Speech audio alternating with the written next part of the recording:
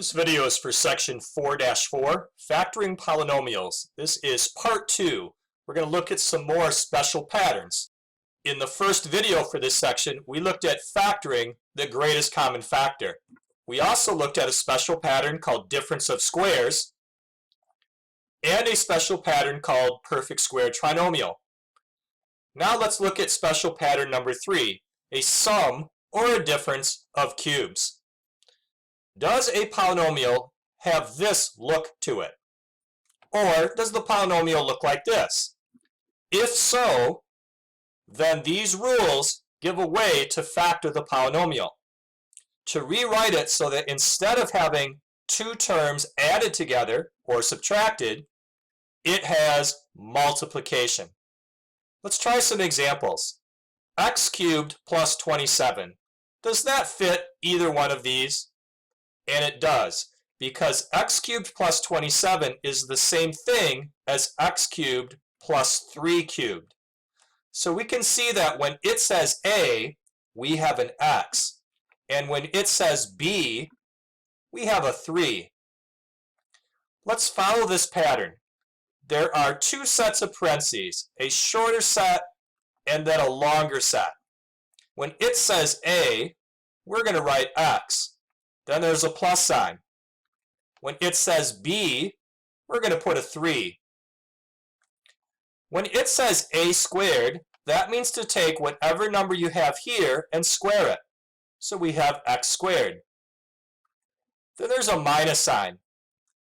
When it says a times b, that means to multiply together this and this, which for ours is the x times the 3.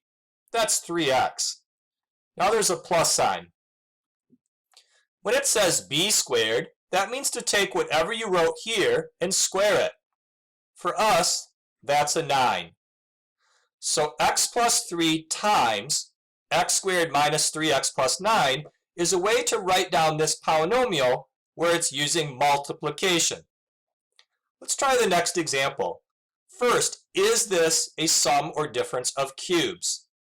Well, it does have two terms, and there is a minus sign between. Are the two terms perfect cubes? The first one is obviously a perfect cube. Is 64 a perfect cube? It is. 64 is 4 to the third power. So we want to follow this second pattern. Every time it says a, what are we going to use? A y. And every time it says b, what are we going to use? A 4. There are two sets of parentheses, a shorter set and then a longer set. The letter A is a y. Then there's a minus sign. The letter B is a 4. A squared means to square this first thing. That's y squared. Then there's a plus sign. A times B means to multiply these two together. That's 4y. Then there's a plus sign. B squared means to square this number here. That's 16. Next example. Is this one a sum or difference of cubes? Well, we see to the third power and to the third power, so that's a hint that it probably is. But are 125 and 8 perfect cubes? They are. So let's follow the pattern. A shorter set of parentheses and then a longer set. What is the cube root of 125 m cubed? It's 5m. What sign goes here? It's a plus sign. Whatever sign is in here, you use the same sign here. Now what goes in this position? What is the cube root of 8v cubed? It's 2v. Once you've filled in these two spots, it's pretty easy to get the rest of them. Square the 5m. That's 25m squared. Whatever this sign is, write its opposite. Multiply together those two things. That's 10mv. Plus, and then square this number. 4v squared. The next special pattern is a groupable 4-term polynomial. Here are some examples. Remember how the first kind of factoring you look for is to factor the greatest common factor? But there is no number other than 1 that divides into all 4 terms evenly. Let's regroup this using the commutative property. Write the 3ab first, then write the minus 15ac. Then write the plus 4bd, and then the minus 20cd. Then group into 2 binomials. There's not a GCF for all 4 terms, but each of these binomials does have a GCF. Let's look at the first one. The GCF of 3 and 15 is 3. And then notice how there's an A in both places. So there's an A in the GCF. The corresponding factor is B minus 5C, because 3A times B is the 3AB, and 3A times 5C is the 15AC. Go to the other binomial and find its GCF. What's the largest number that divides into 4 and 20? That's positive 4. Do you also notice the letter D in both terms? So there's a D in the GCF. Then in parentheses, figure out its corresponding factor. What do you multiply to the 4D to make that binomial? 4D times what is 4BD? We need a B. 4D times what is minus 20CD? We need a minus 5C.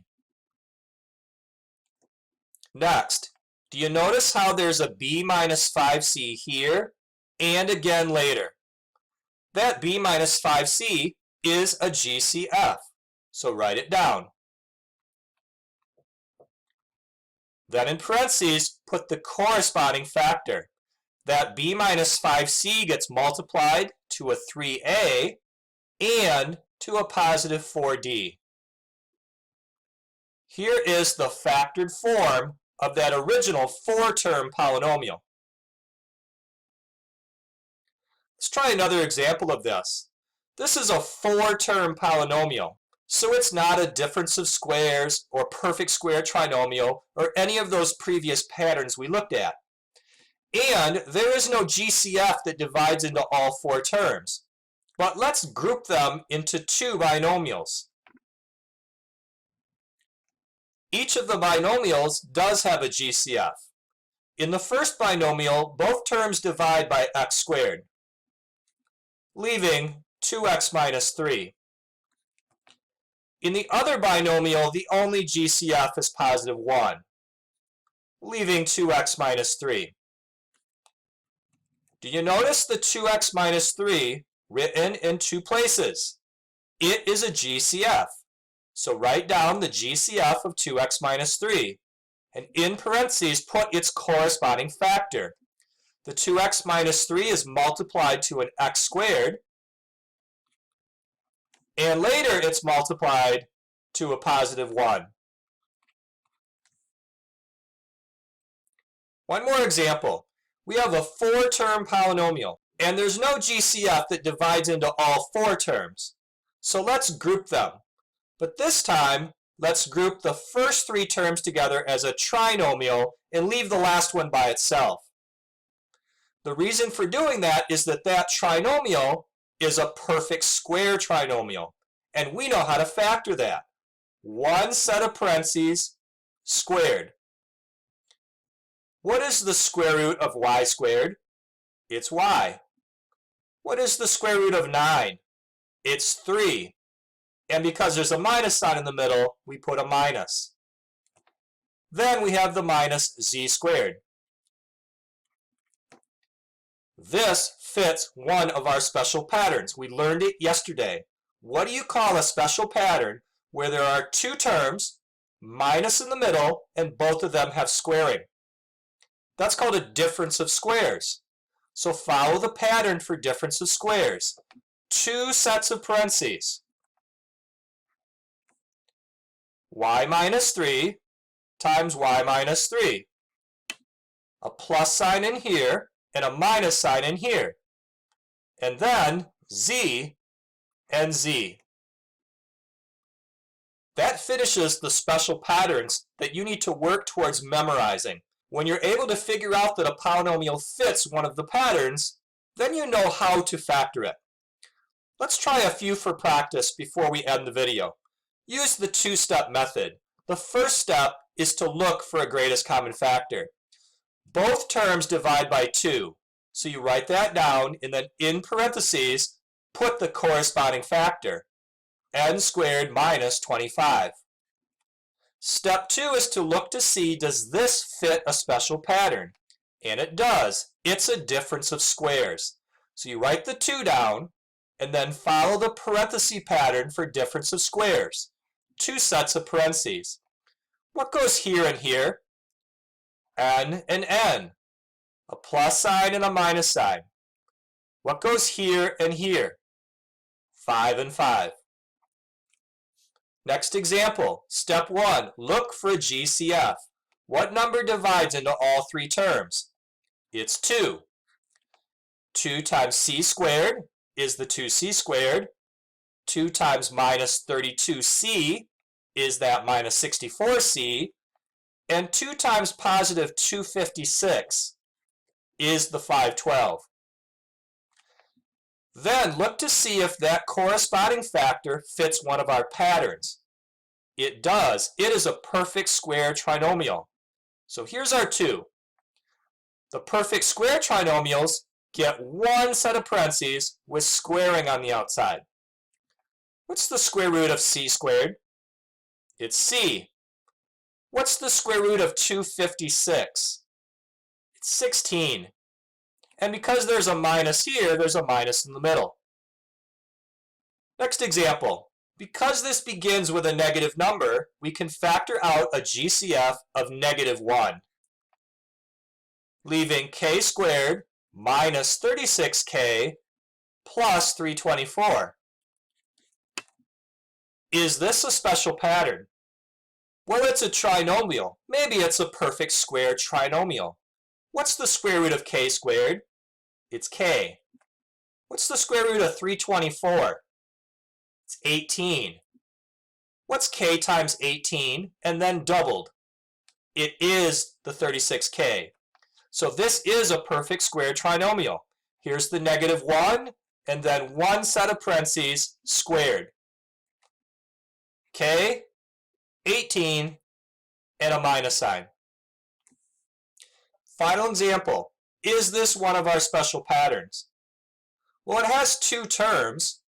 We learned 2 special patterns that involve 2 terms. One is a difference of squares. The other is a difference of cubes. Do you recognize the number 27 as being either a perfect square or a perfect cube?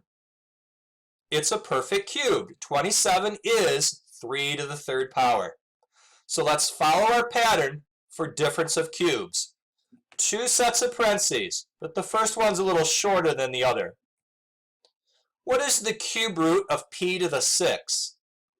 It's p to the 2nd. Whatever sign is here, you put right there. What is the cube root of 27? It's 3. Then square that first thing. You get p to the 4th. Put the opposite sign of what you have here and multiply the 2 things together. 3p squared. Then a plus sign and square that number. 9. Let's summarize the lesson. We reviewed 2 more factoring patterns that you first learned in Algebra 1 class.